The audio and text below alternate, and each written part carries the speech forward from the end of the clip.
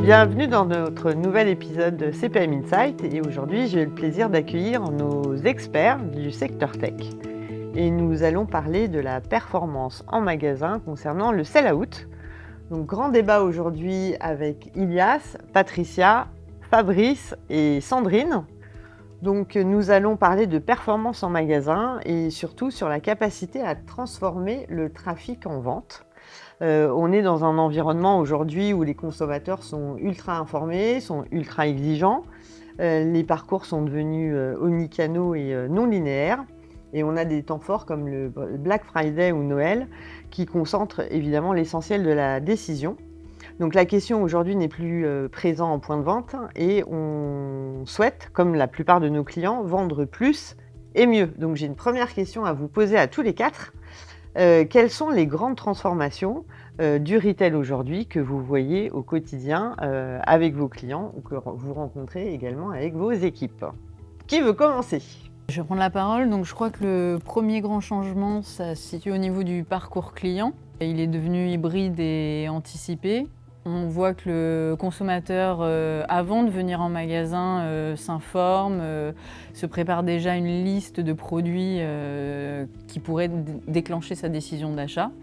Et du coup, c'est le rôle du point de vente à ce moment-là de déclencher la décision finale. Oui, c'est ça. Et en plus, ce qu'on observe en France en tout cas, par rapport à d'autres pays sur le continent américain ou asiatique, c'est que le poids du digital est quand même important en France, bien sûr, mais il y a un plafond de verre qui est aux alentours de 30%, ça dépend bien entendu des périodes, contrairement à d'autres pays comme l'Allemagne ou comme le Japon ou les États-Unis.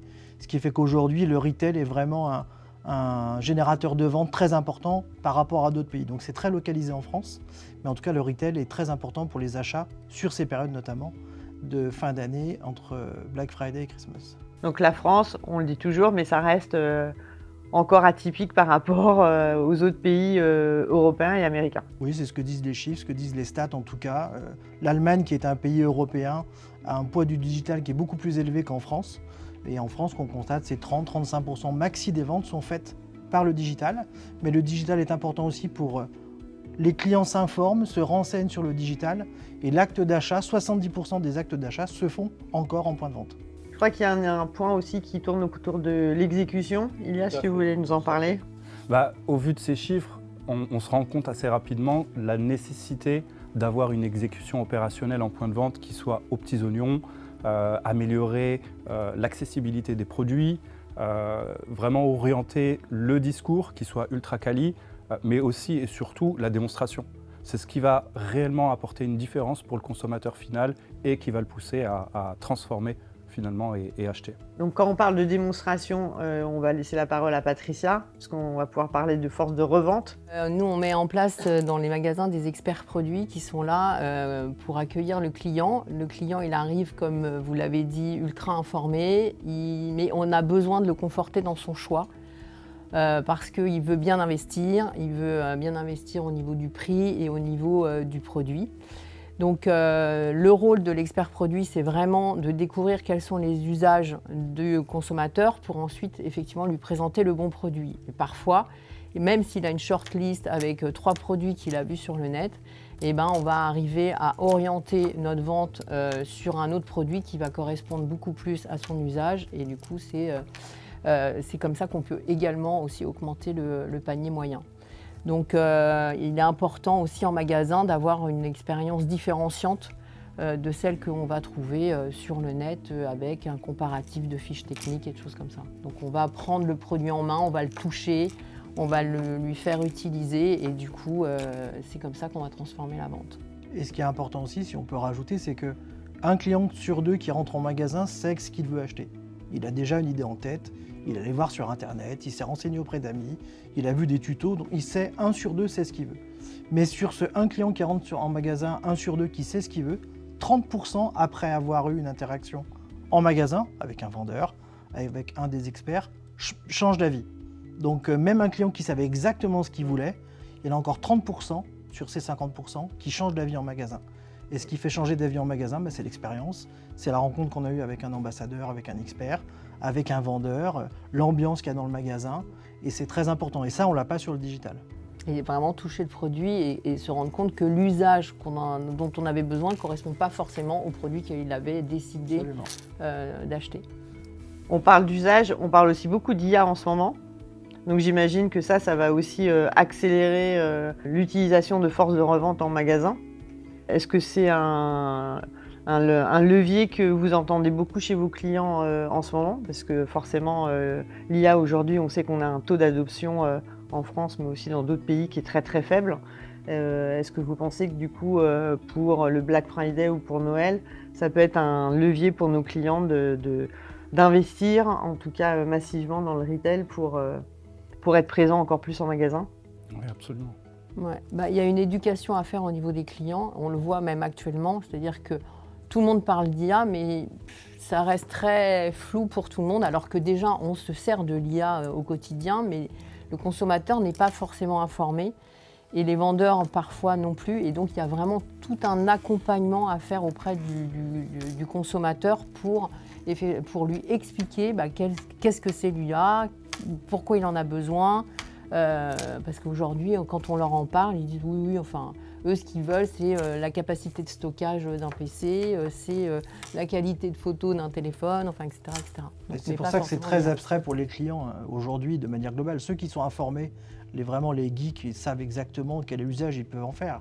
Mais la clientèle de masse n'a pas vraiment l'expérience là-dessus. Et s'il n'y a pas d'accompagnement qui est fait en magasin sur un usage, une démonstration clé qui répond aux besoins du client, ça restera abstrait et les gens ne se projettent pas dans l'usage ou dans le fait de payer un abonnement ou d'acheter un device qui accélère l'usage de l'IA. Donc il faut vraiment vulgariser le discours, faire des démonstrations en magasin.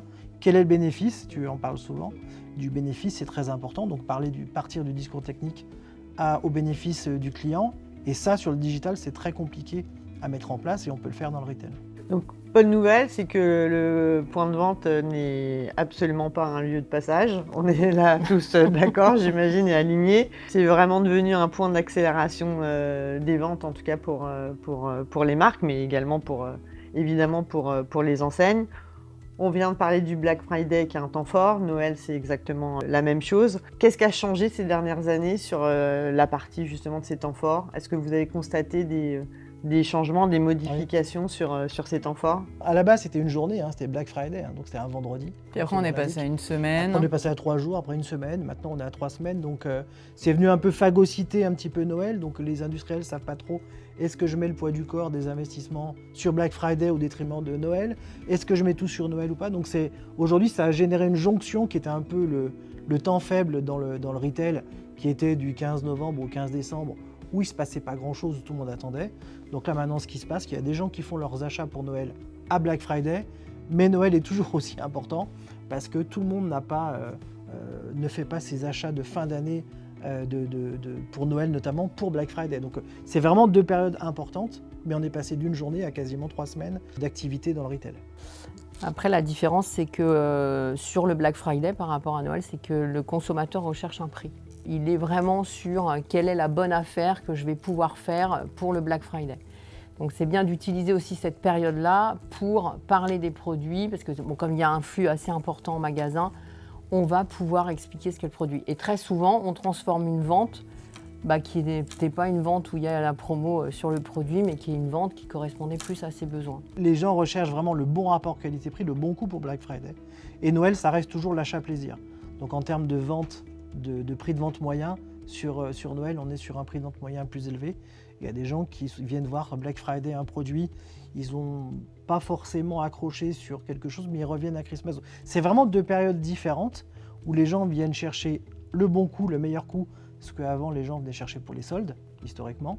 Donc là, ils viennent le chercher à Black Friday. Et à Noël, on est plus sur l'achat cadeau, l'achat plaisir, donc avec un prix de vente moyen qui est plus élevé. Sandrine, tu voulais rajouter quelque chose? Non, ce que je voulais dire, c'était vraiment ce qui est important, c'est que la force de revente soit aussi là aux 2 temps forts.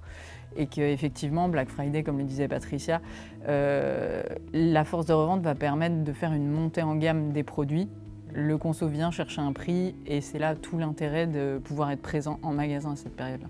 Donc Black Friday, ça porte pas bien son nom maintenant, on est d'accord? Parce que c'est plus que le vendredi noir. Mais cela dit, le consommateur, alors je ne sais pas si cette année sera identique à l'année dernière, mais l'année dernière, on était donc sur tout le mois, mais ils attendent quand même le dernier vendredi pour acheter parce qu'ils sont persuadés que au moment du Black Friday, c'est-à-dire du vrai jour, il va y avoir une super promo, ce qui est complètement faux, ce qu'on essaye de leur expliquer, mais néanmoins, ils attendent quand même. Donc le vendredi, enfin le dernier week-end de novembre, il est quand même hyper tendu en termes de flux. Pour une partie, mais maintenant on a quand même pas mal de clients qui ont déjà étraîné plusieurs Black Friday et ils savent en fait que c'est tout le long de la période. Et bien entendu, il ne faut pas attendre le dernier jour. C'est comme si on va faire ses achats de Noël le 24 décembre. Il y aura peut-être une promo le 24, mais il n'y aura peut-être plus rien. Donc, sur le Black Friday, il y a un risque de rupture qui est quand même ultra important surtout sur ce type de produit-là, oui. sur le tech en particulier. Et c'est d'abord parce que le consommateur s'est trop vite habitué au Black Friday de 2 jours, de 3 jours, que les industriels n'ont pas eu d'autre choix que de rallonger cette période-là. Mais comme tu le disais, l'offre sera exactement la même du premier au dernier jour de cette période-là. Et donc le consommateur qui attend la 90e minute pour faire son achat, il a ce risque-là de ne pas pouvoir acheter parce que le produit n'est plus disponible. Alors il y a certains industriels qui font une première promo sur la première quinzaine de novembre et qui viennent sur la deuxième quinzaine de novembre taper le prix fort.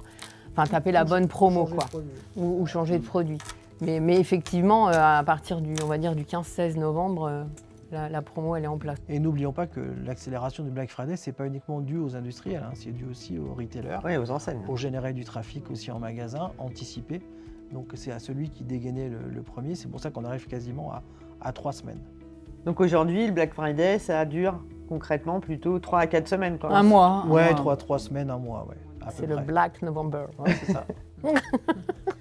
Donc quand on met des dispositifs additionnels en magasin, où habituellement on aurait pu mettre une force de revente sur 2 week-ends d'affilée, maintenant la périodicité c'est plutôt sur le mois. Et Patricia, dans tes recommandations que tu fais à tes clients, c'est de couvrir pendant un mois des magasins potentiels, sur toute la semaine. Comment ça se passe dans tes recommandations ? Alors moi, sur des produits tech, ma recommandation c'est de ne pas animer en one shot parce que on reste sur un discours quand même très technique et on a besoin de s'approprier quand même bien le produit. Donc on est plutôt sur des périodes plus longues. On est sur du semi-permanent, donc on va dire qu'on démarre sur un back to school avec 3 jours par semaine. Octobre, on descend un peu, mais par contre, sur novembre, on monte à 3, 4 ou 5 jours semaine.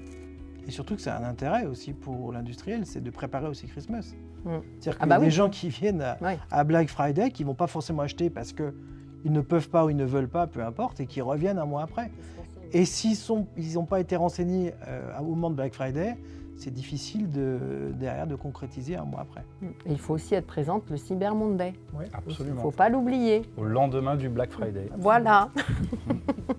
On en parle moins, mais quand même. Et il ne faut pas oublier que tous les consommateurs qui viennent à cette période-là ne vont pas forcément trouver chaussures à leurs pieds, mais c'est important de les traiter parce qu'effectivement, ils vont pouvoir revenir en décembre et comme tu le disais tout à l'heure, ils sont venus pour un produit, mais finalement l'expérience va les orienter en fonction de leurs besoins sur un autre produit et la transformation va se faire quand même.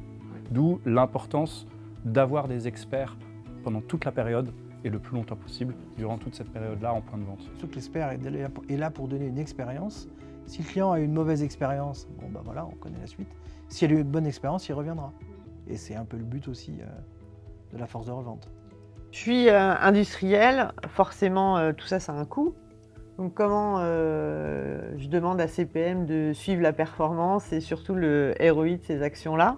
Comment vous assurez le ROI et le suivi de la performance du sell-out sur les temps forts, mais d'une manière générale sur la force de revente?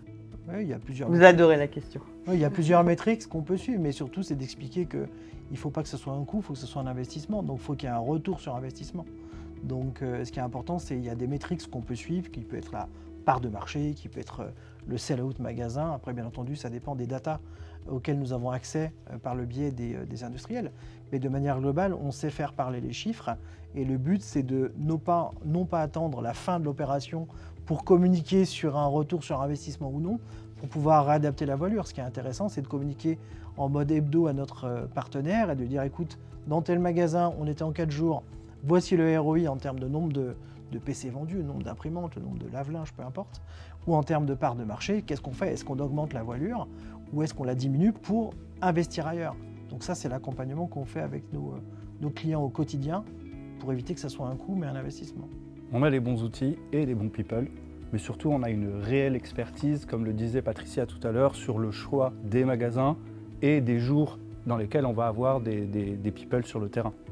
Et c'est ça qui va optimiser finalement le ROI sur l'opération. Mais surtout, on s'est adapté, c'est-à-dire qu'on a une expérience, c'est vrai, on est des experts, mais on sait se remettre en question. C'est pas parce qu'on a décidé un plan d'exécution qui va forcément se passer comme on avait prévu.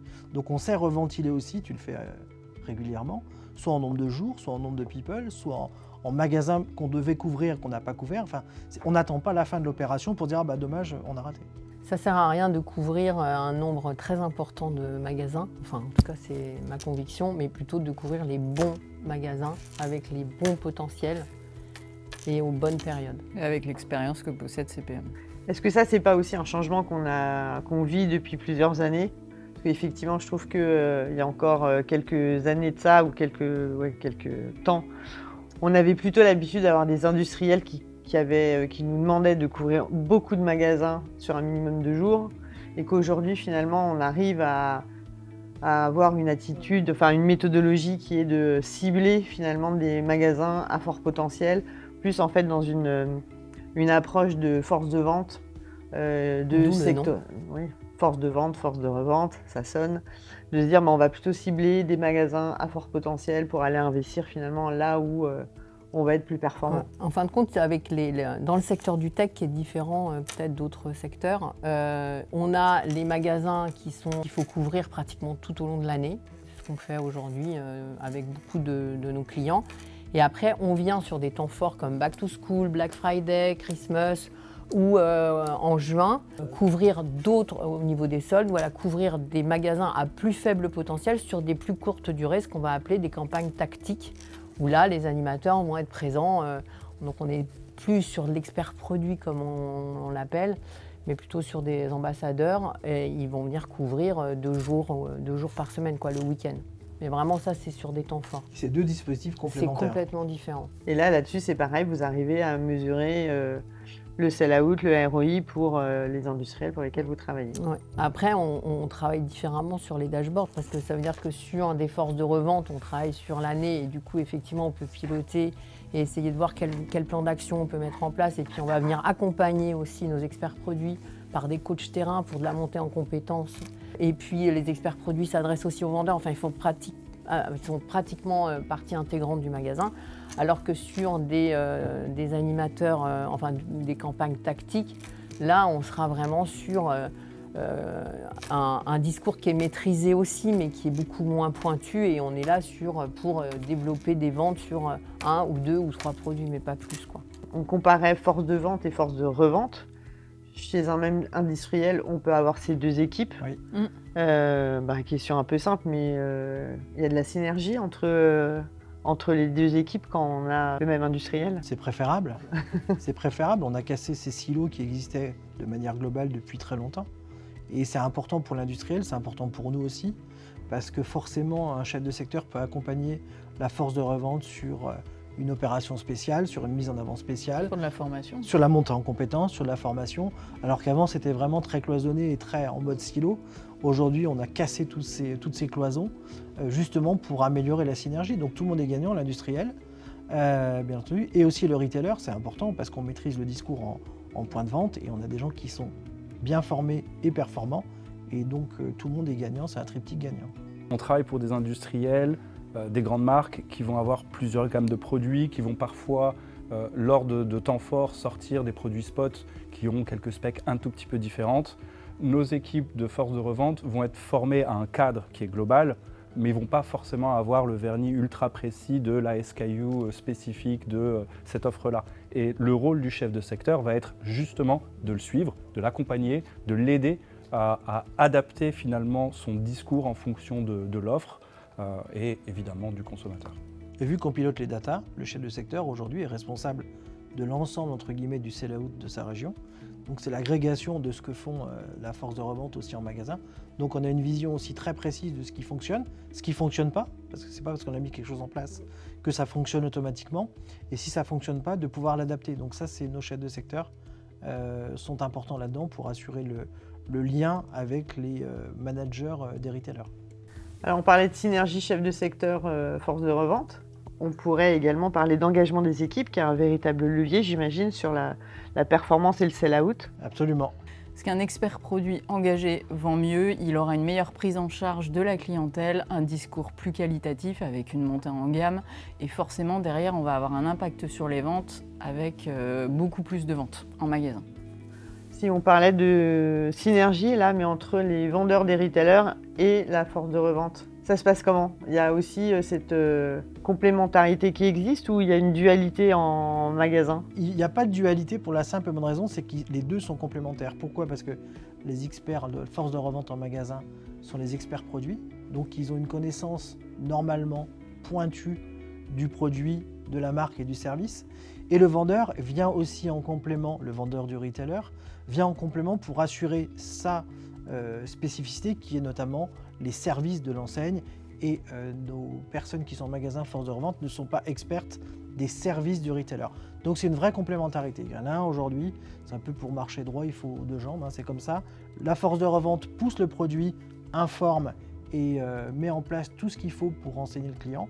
Et ensuite le retailer, lui, le vendeur, vient prendre le relais pour les garanties, pour les services additionnels qu'il maîtrise. Et pour closer la vente. Nous, on ne close pas la vente. C'est-à-dire qu'on enclenche la vente, on va faire toute la démonstration produit, on va faire toute l'argumentation, etc.